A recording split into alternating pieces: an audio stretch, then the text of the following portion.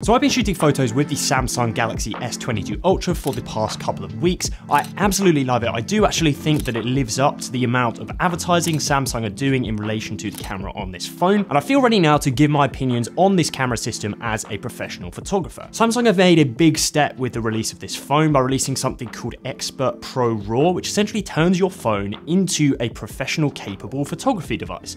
It does this by allowing you full manual control of the camera system and giving you a high quality RAW file to edit. And most importantly, this allows you to maintain the advantage of multi-stacking HDR, which is the clever thing that phones do nowadays to get around the fact that they have quite small sensor sizes by taking multiple photos and combining them into one shot.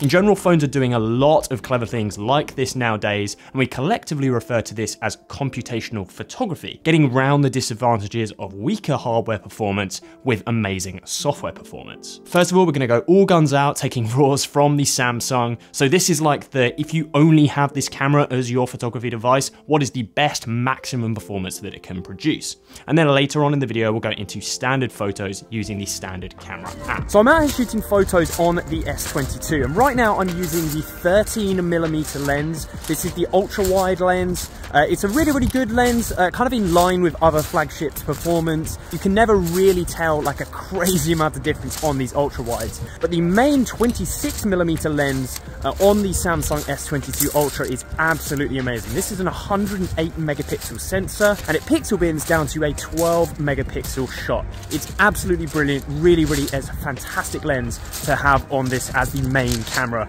on this phone. There's also a 70mm telephoto and a 230mm telephoto on this camera. It's super useful and really interesting as a creative to have access to these lenses, but they're nowhere near the level of quality as that main 26mm shooter. They also have a higher aperture or f-stop, so they're not going to be as good in low light situations. So I pretty much exclusively shoot in auto in Expert Pro RAW. The good news is that you can change the camera settings if you want to or need to, but these phones are doing so many calculations in the background when you're actually shooting with them. I do really think that unless you are really looking to achieve a certain type of look, you're best at just leaving this at auto. But again, the flexibility is there if you need to change any settings. And to edit these files, you will need to pull them into a different app. I personally use Adobe Lightroom, but you can use others. For me, one of the biggest advantages of shooting RAW in Expert Pro RAW is being able to pull down the sharpness of these images.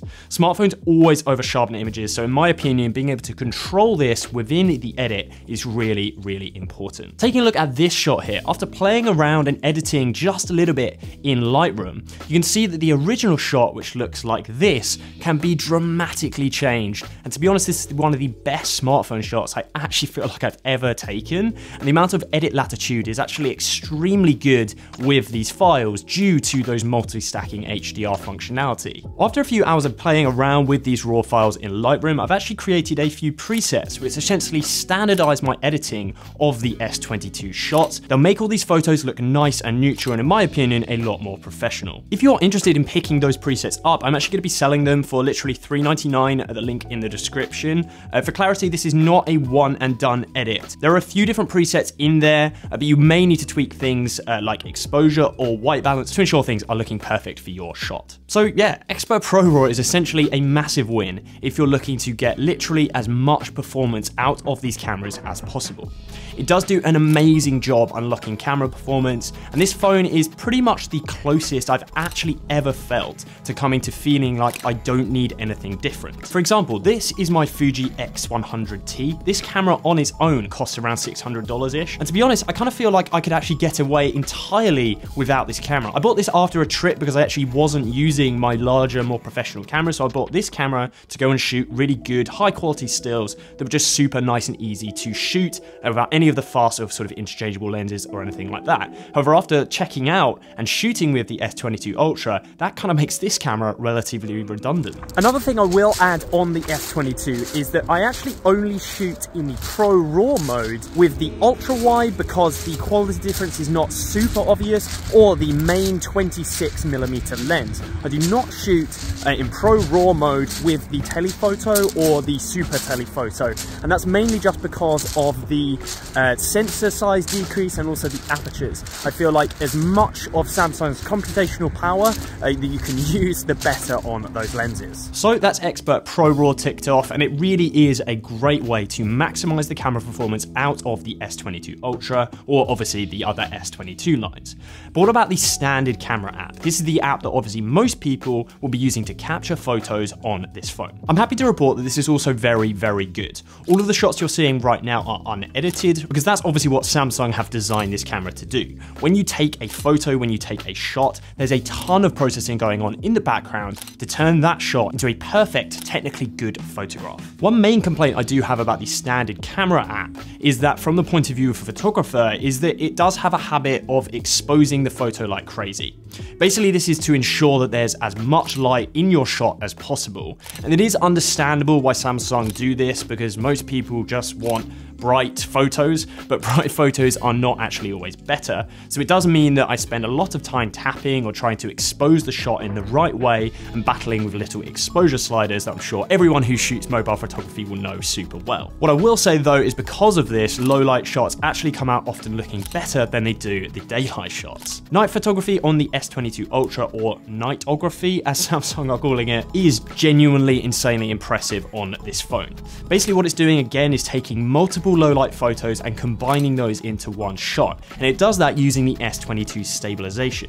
It does mean you're able to get insane amounts of light into shots that just shouldn't be possible to do on a phone. And most importantly, if you try to do this on a camera, you normally need a large tripod with you, and because of that stabilization feature, you're able to do it just standard handheld. Because of the way that it's actually doing this though, I do find that motion is a bit tricky. It works much better on static subjects. Shutter lag is actually also very, very good on the standard camera app. You can shoot photos super quick and not have to worry about missing anything. But for some reason, this is just awful on the Expert Pro RAW app. It must be something to do with the fact that it's working out exposures or working out settings, but sometimes it can literally take around 10 seconds to be ready for the app to take a photo, which can be super frustrating. If anyone knows anything about this, please help me with a comment down below, and I will definitely pin and heart your comment. Anyone who knows me and knows the channel knows that I don't really like or use portrait mode very much. Samsung are making a big deal about changes or improvements that they have made to portrait mode with the S22 Ultra, and it does seem to be good, and it probably does lead the pack in terms of portrait mode performance.